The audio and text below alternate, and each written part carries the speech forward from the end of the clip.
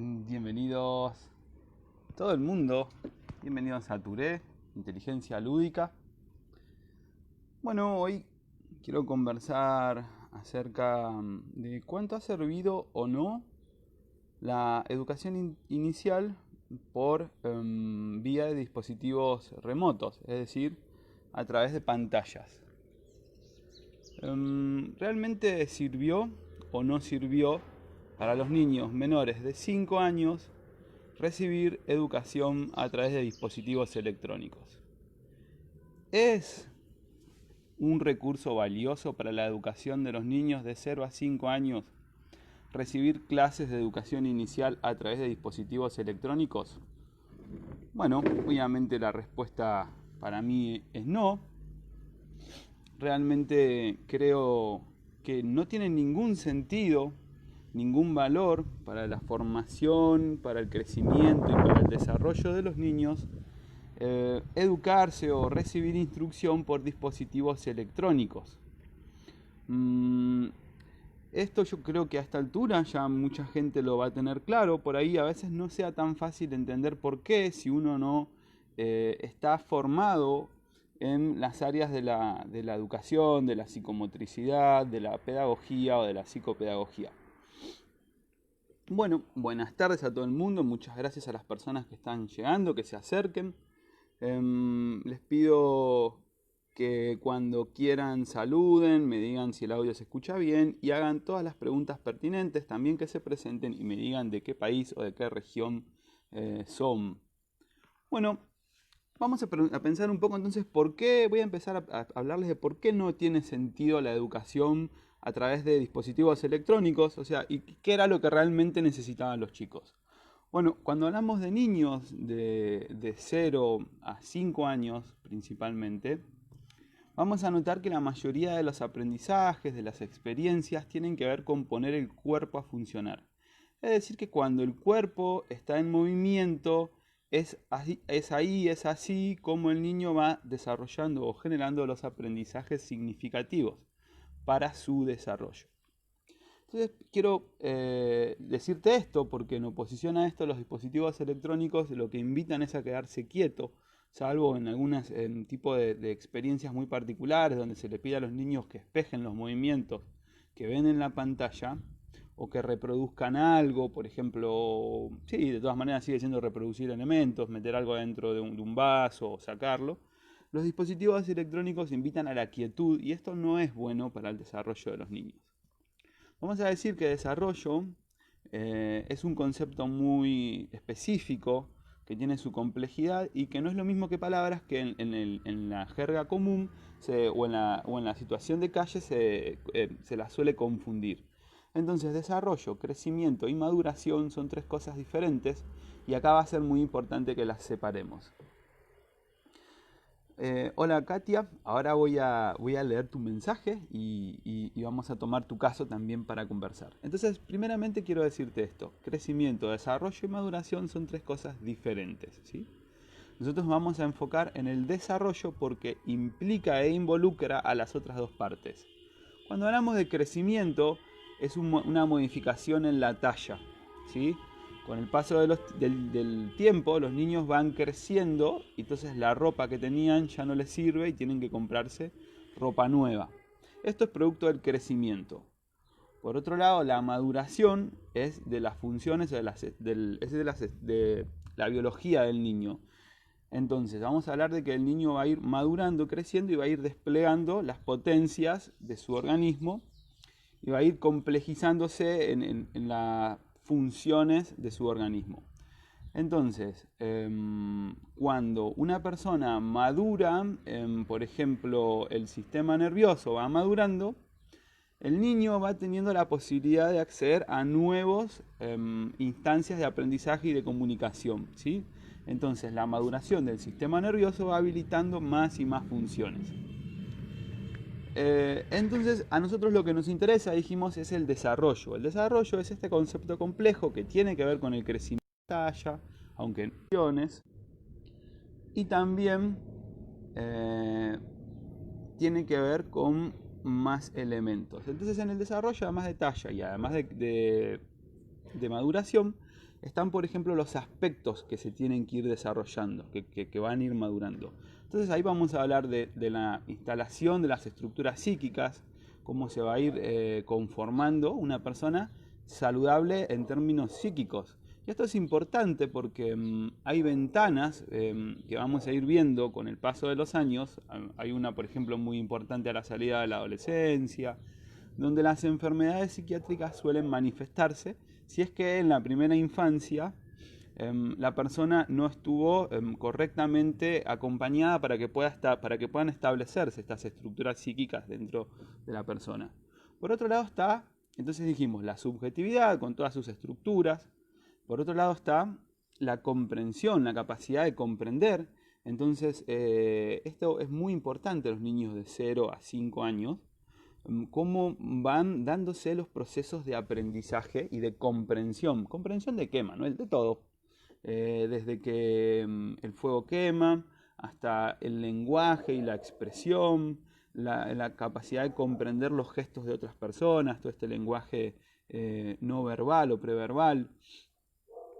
El aprendizaje de la manipulación del propio cuerpo, aprender a tener un tono emocional equilibrado, y luego, más adelante, aprendizaje de procesos más complejos o más abstractos, como tiene que ver con la escritura, con las matemáticas, con la utilización de dispositivos complejos, como son los celulares, que implican tener un conocimiento del lenguaje y de varias cosas más. Entonces, al principio, todo esto surge y se vive a través de experiencias corporales.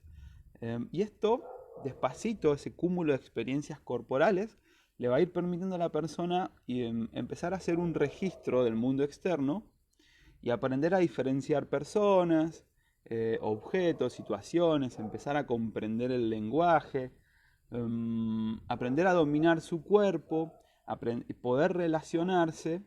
Bueno, este entramado es muy complejo y bueno, obviamente no podría abarcarlo en una simple conversación. Hoy lo que estamos haciendo es empezar a acercarnos y empezar a entender por qué todo esto no tiene nada que ver con la posibilidad o con la realidad de la educación infantil por teledispositivos, ¿sí?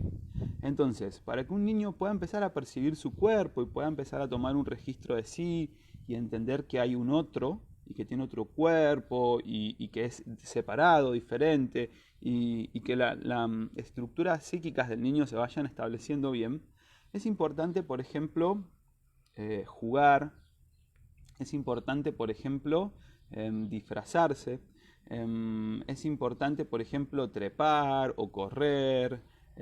Todo este tipo de experiencias van a ir habilitando, van a ir mejorando este registro de sí mismo y el registro del otro o de lo otro, del entorno. Cuando una persona tiene la cantidad suficiente de vivencias corporales atravesadas a lo largo del día, sus emociones van a tender a estar un poco más equilibradas porque su organismo recibió la actividad que necesitaba hacer, la hizo y está cansado, entonces busca tener un tono equilibrado. Cuando un niño no tuvo la suficiente cantidad de experiencias corporales a lo largo del día, vamos a notar que tiende a estar muy activo, muy demandante, a llorar, a estar incómodo, a querer hacer lío, a buscar tener la actividad corporal que necesita para poder cansarse. Si esto no pasa, el niño va a empezar a llorar y a llorar y a llorar y va a ser un llanto que no tiene nada que ver con, incluso ni siquiera con lo que pueda pedir. Entonces ahí están estas situaciones donde a veces nos encontramos con la mamá o el papá todo el tiempo atrás del niño tratando de acercarle cosas porque en un momento dice que tiene hambre, luego dice que tiene sueño, no se quiere dormir, le das algo de comer y no quiere, le das algo de tomar y enseguida tampoco, y todo el tiempo pide cosas y no quiere. Y esta situación que a veces ocurre muy frecuentemente, muchas veces tiene que ver con que el niño necesita cansarse, como no tuvo la suficiente actividad corporal. El llorar implica tensar y destensar los músculos, implica todo un trabajo que cuando uno termina de llorar está cansado. Entonces ya ahí agotó toda esa tensión muscular que necesitaba y ahora sí puede bien dormirse o puede volver a recuperar un tono emocional que le permite interactuar con los demás y concentrarse.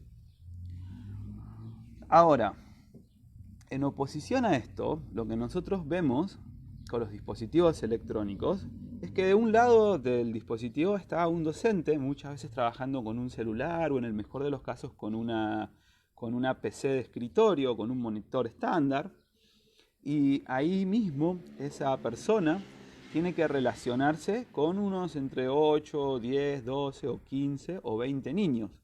Em, y nada de la experiencia, de lo concreto, de lo que era el jardín, puede reproducirse. Si nosotros lo pensamos, cuando lo que vamos a ver es que en un nido o en una institución de educación inicial, los docentes acompañan y ponen el cuerpo. Entonces, aprender a estar corporalmente con los niños para que ellos puedan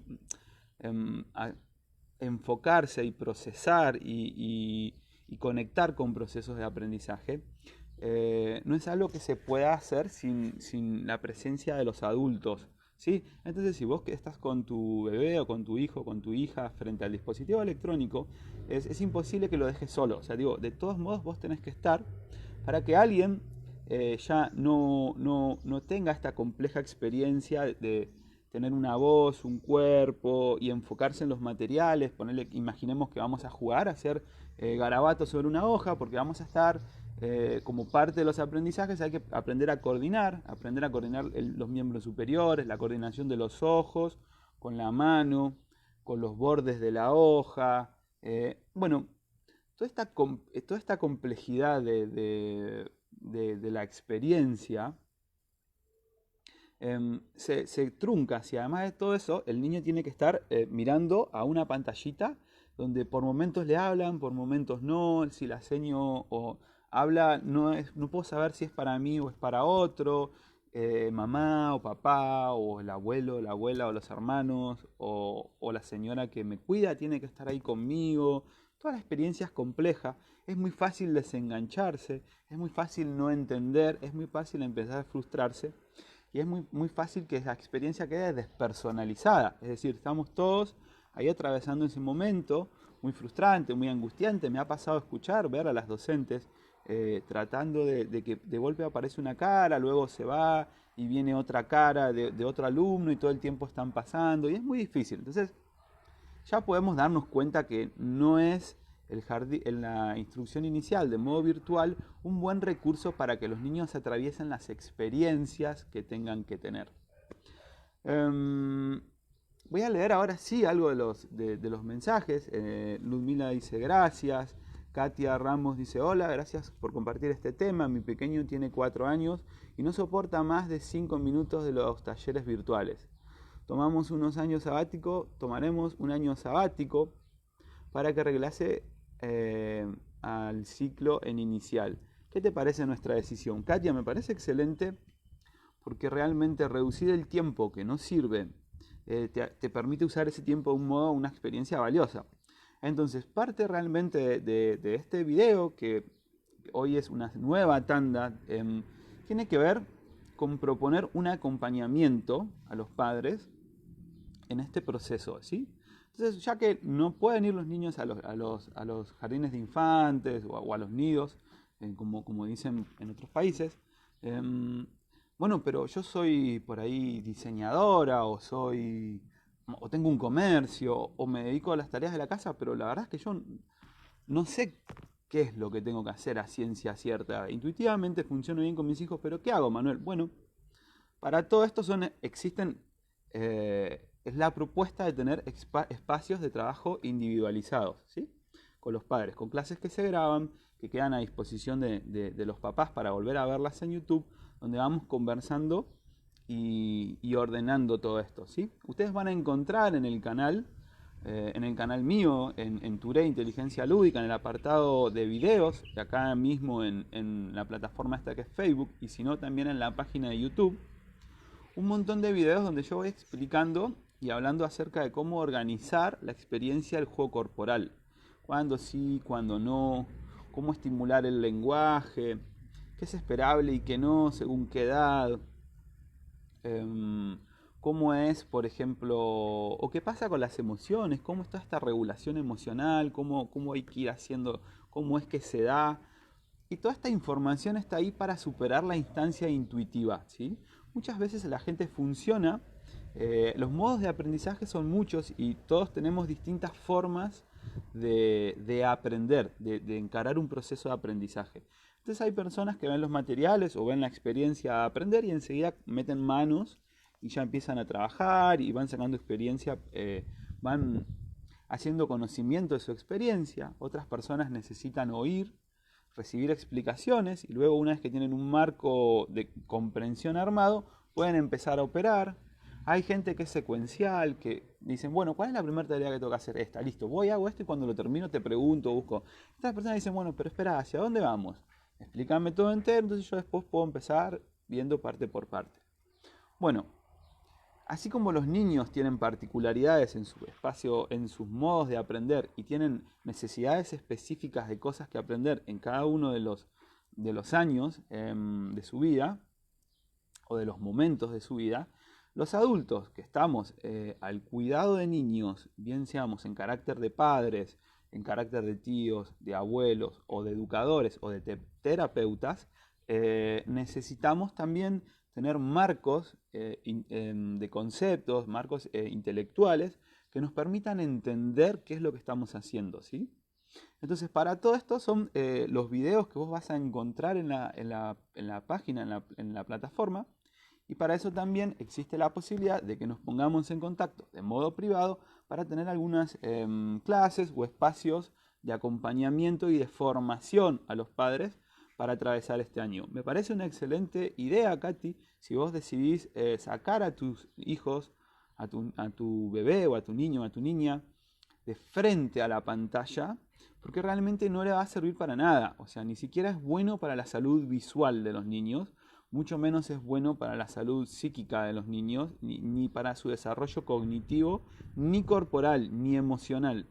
Ahora, es igual de importante que retirarlos de lo que les hace mal, poder brindarles lo que les hace bien. Sobre todo porque hoy en día hay un buen de información que la humanidad ya ha logrado sistematizar y sintetizar acerca de cómo aprendemos y de qué es lo valioso para nosotros. Entonces sería una picardía que, teniendo la opción, no la uses y empieces a funcionar en un modo mucho más intuitivo, que no por eso está mal, pero que sí va a ser incompleto. Bueno, en este sentido la cuarentena trajo muchos inconvenientes a los papás y a los mamás. Hay desde cosas complejísimas, como niños que han perdido habilidades que habían ganado, como el control de esfínteres, o han retrocedido en el lenguaje. Y esto tiene que ver con muchas cosas y todo tiene que ver con todo. Si alguien, por ejemplo, está aprendiendo a controlar la caca y el pis, necesita comprender o sea, hacer presente un registro sensorio interoceptivo que tiene que ver con la información sensorial que brindan las vísceras a esa persona. De a poco, a través de las experiencias con los adultos, de las interacciones, le vamos enseñando al niño a anticipar esto y hacer un registro para que pueda ir al baño a hacer pis o caca. Ahora, ¿qué pasa si yo de golpe empiezo a estar todo el día en casa? Antes iba al jardín, iba a la escuela, la variedad de experiencias es lo que va haciendo que yo reconozca lo invariante. Un aprendizaje es el reconocimiento de alguna manera de un invariante. Para saber que algo no varía, para saber que algo es estable, necesito que me lo presenten envuelto en cosas que sí cambian, y lo que no cambia, eso es lo que es. Entonces así nosotros vamos aprendiendo a construir conceptos en nuestra mente. Sabemos que una cara es todo lo que es más o menos redondo, con dos ojos, una nariz, boca y orejas. Ese es el invariante de un rostro, ¿sí? El invariante de una forma humana son dos piernas y dos brazos, pero nadie piensa que un humano, por ejemplo, tiene cola.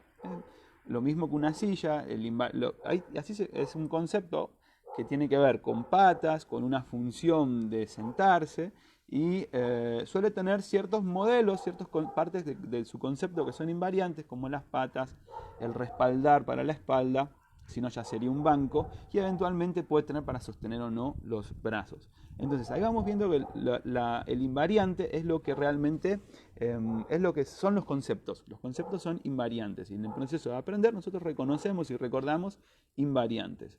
Ahora, si un niño nunca pasa 8 o 6 meses sin poder salir de su casa, sin poder ir a jugar a la sala de juegos del consorcio, o sin poder ir hasta un parque a tener experiencias corporales, jugar con otros niños, estar con otros adultos que no nos conozcan tanto como papá y mamá. Entonces el niño todo el tiempo va a estar repitiendo más o menos la misma situación y va a ser difícil que pueda encontrar las experiencias nuevas que le empiecen a permitir recordar el invariante de la sensación de ganas de hacer pis o ganas de hacer caca. ¿Sí? Ahora, si además a eso nosotros le sumamos el hecho de que nosotros permitimos que los niños pasen mucho tiempo frente a los dispositivos electrónicos, lo que nos vamos a encontrar es que los dispositivos electrónicos hacen un proceso de descentración. La descentración es un proceso valioso para los aprendizajes, pero en su momento. La descentración es lo que nos permite dejar nuestro cuerpo quieto y poder proyectarnos y prestar atención a cosas que están por fuera de nuestra corporalidad, ¿sí? Por ejemplo, ustedes del otro lado pues, están seguramente sentados, como lo estoy yo, y puedo estar hablando, o ustedes oyéndome, juntamente porque tienen esta capacidad de centrarse. Esta es la capacidad que nos permite enfocarnos en una hoja, enfocarnos en la escritura, nos va a permitir leer, etc. Ahora, ¿qué pasa con los dispositivos electrónicos? Nos aquietan y nos descentran, es decir, se roban nuestra atención, incluso antes de que esto sea bueno para el desarrollo psíquico del niño, ¿sí? Entonces el niño empieza a perder este registro de hacerse pis, de hacerse caca, porque está enfocado en los dispositivos. Entonces acá vamos a empezar a ver que hay un deterioro de posiciones que estaban ganadas. Lo mismo pasa con el lenguaje. Si yo estoy todo el tiempo con papá y mamá, que ya se acostumbraron a las palabras que uso y a comprenderlas, si yo no tengo esta experiencia de ir a la salita del nido, si no tengo la experiencia suficiente de jugar suficientemente cantidad de tiempo y cantidad de veces en la semana con otros niños o interactuar con otros adultos que no me conocen, es difícil que yo vaya a mejorar mi lenguaje. Porque es necesario para los niños estar jugando con otro niño sin que mamá y papá esté oficiando de intermediario para querer expresarme, que el otro no me entienda y así ir mejorando mi capacidad, ¿sí? Entonces, entonces así va habiendo un montón de cosas para tener en cuenta y para solucionar si es que uno decide ya no gastar más recursos, ni tiempo, ni recursos financieros en sostener una educación inicial que de modo virtual realmente no sirve. Pero bueno, ¿cómo le vamos a dar al niño entonces todas este tipo de experiencias que sí tiene que tener, que eran las que realmente eran valiosas en el jardín? Aprender a utilizar las manos, aprender a ganar fuerza con los dedos, a coordinar para que puedan abrir un cierre, o aprender a subirse una campera, o desabrocharse un botón, que tienen que ver con el desarrollo de la autonomía, con lo que tiene que ver con la percepción exitosa de sí mismo que el niño necesita ir teniendo. El placer el placer es un registro, entre otras cosas, corporal. Si yo, por ejemplo, no acompaño a mi hijo, no le habilito, no le muestro, no lo hago vivir experiencias de bailar, de danzar, de correr, es muy posible que eso no pase y que el registro nunca ocurra. Y lo que nos vamos a encontrar son con personas que están disminuidas en el registro que tienen corpóreo de sí mismo, y eso se traduce luego en una disminución en la potencia, ¿sí? Durante una parte importante de estos primeros 5 años de vida, los niños van a tener una relación que no permite la descentración, como decíamos hoy. De modo que cuando un niño piense o quiera algo, va a ir con todo su cuerpo hacia eso que quiere.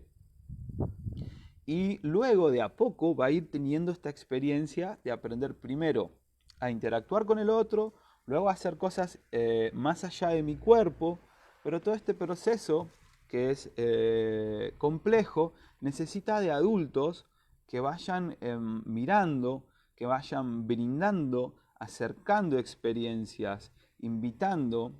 Entonces, sí, Katia, yo creo realmente considero que es excelente tu decisión, y también quiero advertirte que tan importante como tomar esta decisión es que te puedas munir vos de los recursos culturales, o sea, bien sea a través de libros, bien sea que vos seas educadora, o si no, estoy a tu disposición para que vos puedas tener un aprendizaje acerca de qué es lo más valioso. Van a encontrar en el canal, para que empiecen a engancharse y para que empiecen a ver que esto va en serio y que esto tiene peso específico, un montón de videos míos, algunos de yo solo hablando, explicando patrones del desarrollo, cómo interactuar con bebés de 0 a 1 año, cómo interactuar con bebés de 8 meses a 16, qué esperar durante el segundo año de vida,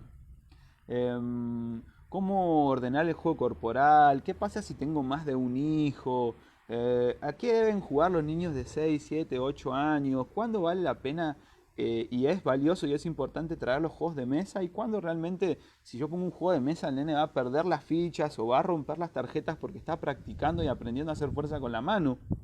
Que esto también es algo que muchas veces pasa. Los padres dicen, hice un regalo y jugó con la caja o con el envoltorio, más no tanto con el juguete. Bueno, hay reglas, hay principios para entender cuándo y qué regalar y qué esperar y también para estar atentos si algo no va yendo bien. También es bueno el acompañamiento profesional e individual en los casos en donde existe por algún motivo un diagnóstico o alguna sospecha de que algo no está yendo bien en cómo se desarrollan los niños. Muchas veces me encontré con papás y mamás, con hijos que tienen algún trastorno o alguna dificultad en el desarrollo, en el aprendizaje, o incluso en su cuerpo, en los aspectos orgánicos de su cuerpo. Y a veces realmente los papás no entienden certeramente de qué se trata el diagnóstico, o no, realmente no saben bien cómo coordinar todo esto, cómo enfrentar todo esto. Bueno, mi formación es de licenciado en psicomotricidad, soy además técnico en recreación, estoy diplomado en neurociencias, estoy diplomado en ludotecas, que es como el archivo de juegos y juguetes. Y trabajo como terapeuta en atención temprana desde el 2009, cuando empecé como asistente de sala. En todos estos años he trabajado en un montón de dispositivos grupales, en instituciones de educación primaria, de educación inicial, en centros educativos terapéuticos, he atendido pacientes a título personal en domicilios y he coordinado salas de juego en distintos tipos de consorcios habitacionales. Entonces, con toda esta experiencia puedo decirte que si por algún motivo tu hijo tiene alguna dificultad o pesa sobre él o hay un diagnóstico o alguna situación compleja, el acompañamiento de profesionales es importante. Por último, quiero decirte que si es así, si tuvieras algún hijo con un padecimiento del espectro autista o un trastorno generalizado del desarrollo, complicaciones por una encefalopatía o trastornos más leves como son trastornos en el lenguaje o trastornos de coordinación motora, trastornos de equilibrio, de tono o de orden emocional. Muchas veces ocurre que la gente es ágil para ir a la universidad y se recibe muy rápido, pero y entonces es muy frecuente encontrar terapeutas de 23, 24 años que están dando sus primeros pasos en la vida profesional y muchas veces son tomados por equipos interdisciplinarios para irles derivando pacientes. Está muy bien para el terapeuta, es su primer trabajo, está muy bien para la persona que coordina un equipo porque crece, pero vos que sos papá, vos que sos mamá, estás poniendo a tu hijo usando un tiempo que no va a volver para que una persona que apenas acaba de recibirse y que no ha trabajado nunca, que no tiene ese roce, esa experiencia que te da, haber atravesado muchos años y mucho tiempo acompañando familias y participando de los procesos terapéuticos de muchos niños, marca. Entonces, no te confundas, muchas veces los terapeutas infantiles en este contexto de pandemia, yo lo escuché de todos, mirá, con los niños no se puede trabajar, trabajo con los padres. Entonces yo te pregunto realmente cuánto pensás que puede darte un terapeuta de 24, de 25, de 26 años que por ahí apenas se recibe, que no tiene, como decimos en Argentina, calle, cordón y vereda, es decir, que no tiene esta picardía que te da la experiencia vivida. Además de cómo es, por ejemplo en mi caso, una formación compleja que ya lleva muchos años y muchas instancias. Bueno, espero que te haya gustado todo hasta acá, espero que les haya servido. Si Katia quisieras hacer otra consulta, estoy a disposición. Si alguien más de las personas que está ahora acompañando, quiera contar acerca de sus hijos o contar algo o bien hacer una consulta. Este es un buen momento, me voy a tomar un momento para esperar. También cierto tipo de evoluciones, como un saludo, un agradecimiento, lo valoro mucho. Entonces, mientras tanto, repaso un poquito lo que ustedes van a poder encontrar en el canal. Van a tener videos para saber cómo hacer educación física o actividad física, actividad corporal con niños de 1 año, de 2 años, de 3, de 4. También hay videos para saber cómo hacer meditaciones con niños, ¿sí?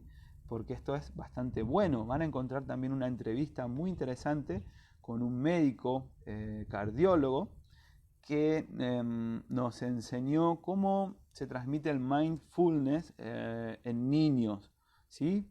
También hay entrevistas con psicoterapeutas donde hablamos sobre cómo trabajar y acompañar a las familias donde hay niños con discapacidades. Abordamos el problema de los trastornos del sueño, los trastornos de la conducta que traen aparejados la cuarentena. También ahí vas a encontrar videos para saber cómo mirar el trazo de la hoja, el trazo en la hoja, ¿sí? Todo el proceso que va desde el garabato hacia el grafismo. Vas a encontrar información, videos para saber qué mirar, que sepas cómo ayudar, qué podría estar pasando o por dónde hay que acompañar y estimular. Bueno, los invito, muchas gracias Katia por haber acompañado hasta el final, espero que todo esto que digo te sirva, estoy a tu disposición, lo mismo para cualquier persona que vea este video y se sienta movido a querer saber más. Nos vemos, denle por favor un me gusta al canal, suscríbanse en el canal de YouTube para que puedan seguir viendo estos videos y más que voy sacando muy frecuentemente y nos vemos en otra ocasión. Un cálido abrazo para todos.